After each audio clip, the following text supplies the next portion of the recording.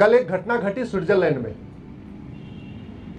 एक व्यक्ति जो इराक का था, उसकी अपनी कुछ मान्यता थी। उसने किसी किताब के बारे में कुछ लिखा, नहीं पसंद थी उस किताब की, कुछ चीजें उसको पसंद नहीं थी, तो वो लिखता था। काफी दिन से गुमनाम जिंदगी जी रहा था। घर पे ऑनलाइन सामान मंगा के रहता था, बाहर मार्केट में भी नहीं जाता था।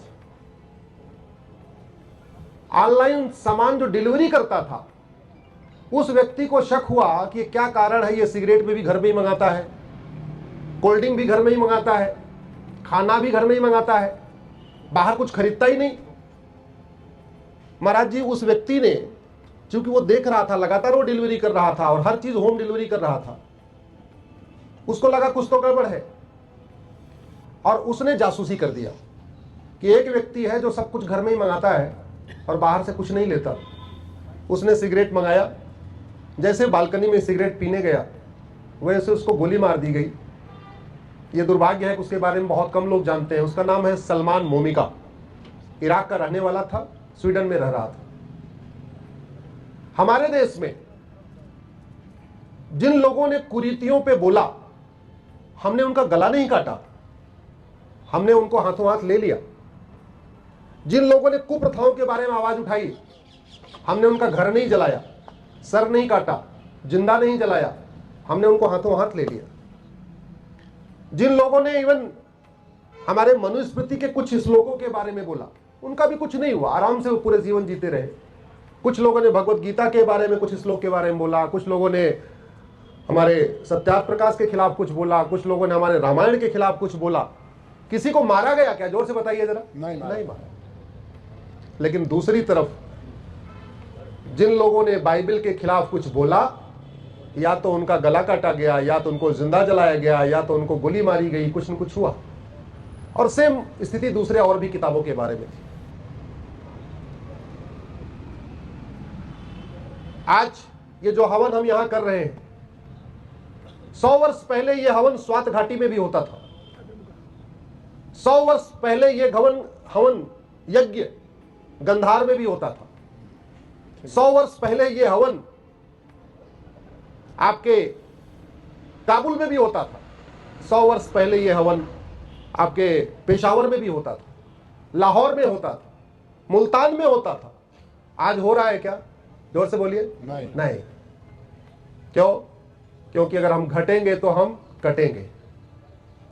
हम जहां जहां घटे वहां वहां कटे, हम जब जब घटे तब तब कटे, और हम लगातार घट रहे हैं।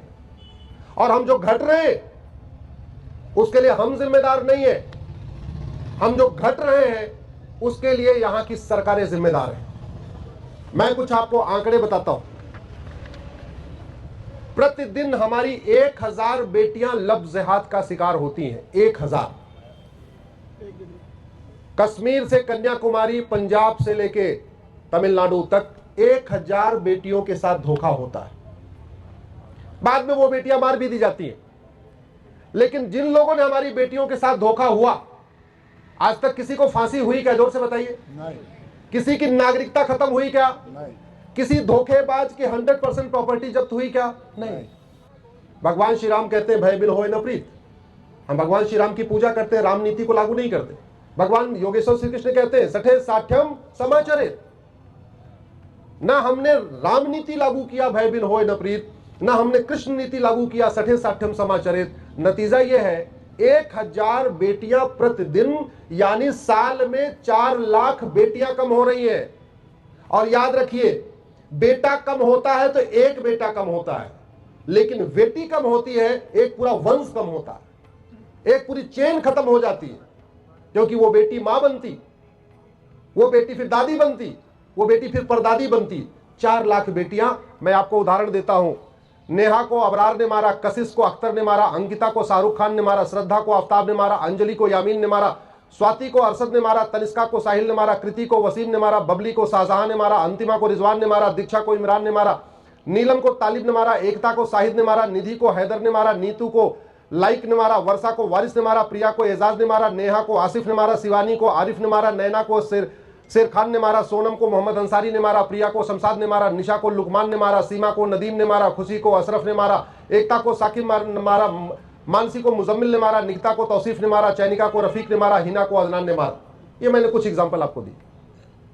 आपने मारने की खबर सुनी होगी अखबार में, गिरफ्तारी की खबर सुनी होगी अखबार में, किसी जिहादी को फांसी की खबर सुनी आपने?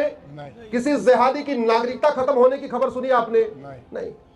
तो जब भय नहीं होगा, कानून का खौफ नहीं होगा, तो फिर समाज सुरक्षित कैसे होगा? हम लगातार घट